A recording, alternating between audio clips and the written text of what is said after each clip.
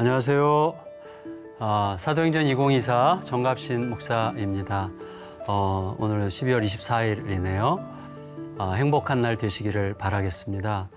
오늘은 사도행전 27장 13절에서 37절인데요.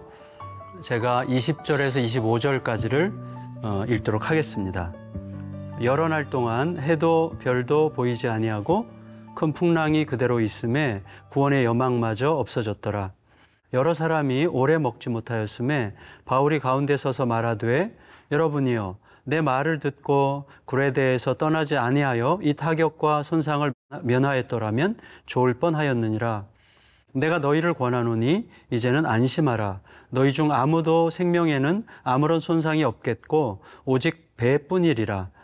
내가 속한 바 곧 내가 섬기는 하나님의 사자가 어젯밤에 내 곁에 서서 말하되 바울아 두려워하지 말라. 내가 가이사 앞에 서야 하겠고 또 하나님께서 너와 함께 항해하는 자를 다 내게 주셨다 하였으니 그러므로 여러분이여 안심하라. 나는 내게 말씀하신 그대로 되리라고 하나님을 믿노라. 여러분 부부싸움 생각하면 우리가 생각이 좀 많아지고 할 말도 많을 텐데 부부싸움 뒤에 뭐가 있어요? 그러니까 부부싸움 뒤에는 다른 게 싸우고 있죠. 각자의 기질, 습관, 성품을 형성한 모든 시간들이 사실은 싸우고 있는 중입니다. 결국 모든 싸움은 지나온 시간들의 싸움입니다. 따라서 그 시간들이 형성한 것들과 역사를 바로잡아서 바른 방향으로 조정하지 못하는 한 낭비적인 싸움은 멈출 수가 없습니다. 멈추지 못하면 결국 나와 너와 그들을 부수고 망가뜨리기를 계속할 뿐 아니라 가속될 겁니다. 나침반도 없이 오직 하늘의 별만 보고 항해하는 시대였습니다. 자체 동력도 없이 바람에 맡겨 움직여야만 하는 목선 시절이었습니다. 따라서 키를 잡은 선장, 또 선장에게 명할 수 있는 백부장보다는 바람과 파도의 힘이 더 압도적일 수 있었던 때였습니다. 바울은 바람과 파도에 의지해야 하는 백부장, 그 백부장의 명령을 따라야 하는 군인들과 선장과 또 선원들이 몰아가는 배에서 수동적으로 끌려가는 죄수에 불과했습니다. 섬나라 같은 배 안에서 상황에 영향을 주는 조건이나 자격이라는 면에서 볼 때 바울은 최하층에 해당하는 신분이었던 겁니다. 그런데 불현듯 지중해 하늘이 짙은 보랏빛으로 변합니다. 전문가들에 따르면 그 시기 그곳에서 그런 상황이 되면 온도는 한두 시간 내에 30도 이상 떨어진다고 합니다. 배에 탄 모든 사람들은 갑자기 수상 감옥 수감자들로 공평해집니다. 이해관계에 의해서 선택하고 다수결에 의해 결정할 때는 상하로 나뉘었지만 이해관계도 다수결도 무의미해지는 상황이 되니 모두가 두려움과 불안의 감옥에 갇혀 공평해집니다. 따라서 이때 리더십을 발휘할 수 있는 자는 하나밖에 없습니다. 바람과 파도에 대한 두려움과 불안의 지배를 이겨낼 수 있는 자뿐입니다. 그레데 섬 중심으로부터 유라굴로라는 태풍이 크게 일어났습니다. 배는 육지로부터 멀리 밀려나기 시작했습니다. 편한 겨울나기를 위해서 목적했던 베닉스행은 완전 불가능해졌습니다. 그냥 바람에 쫓겨 밀려갑니다.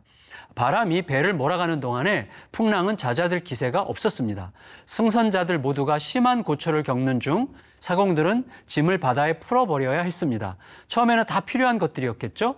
하지만 위급한 상황이 되니까 불필요한 짐덩어리로 변합니다. 급기야 항해에 필요한 기구들까지 버려야만 하는 지경에 이르게 됩니다. 하지만 그런 몸부림에도 불구하고 희망은 일어날 기미가 없었습니다.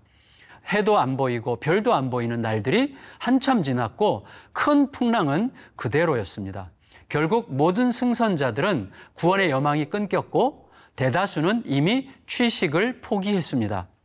하지만 그때야말로 각 사람이 살아왔던 길에서는 절대로 들리지 않았던 소리를 들을 수 있는 틈이 생기는 때였습니다. 바울의 말이 통할 수 있는 때가 온 것입니다. 바로 지난밤 바울에게 임한 주님의 말씀이었습니다. 바울이 말하죠. 제가 섬기는 주님께서 어젯밤 말씀하셨습니다. 로마에서 해야 할 일을 이루기까지는 저를 지키시되 함께 타고 계신 여러분도 다 지켜주겠다고 하셨으니 안심하셔도 됩니다. 저의 주님은 말씀하신 대로 반드시 이루시는 분이십니다. 평소 때는 안 들릴 말인데 이때는 들릴 수밖에 없는 말이 된 것이죠. 바울은 그 말씀에 의지하여 백부장과 선장을 포함해서 승선자들 한가운데 섭니다. 그리고 그 말씀으로 격려하고 용기를 불어 넣습니다.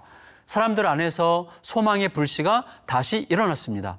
상황이 나아졌을 때 사공들은 자기들만 살겠다고 배를 버리고 도망치려고 했지만 그 위태로웠던 상황도 바울이 정리합니다.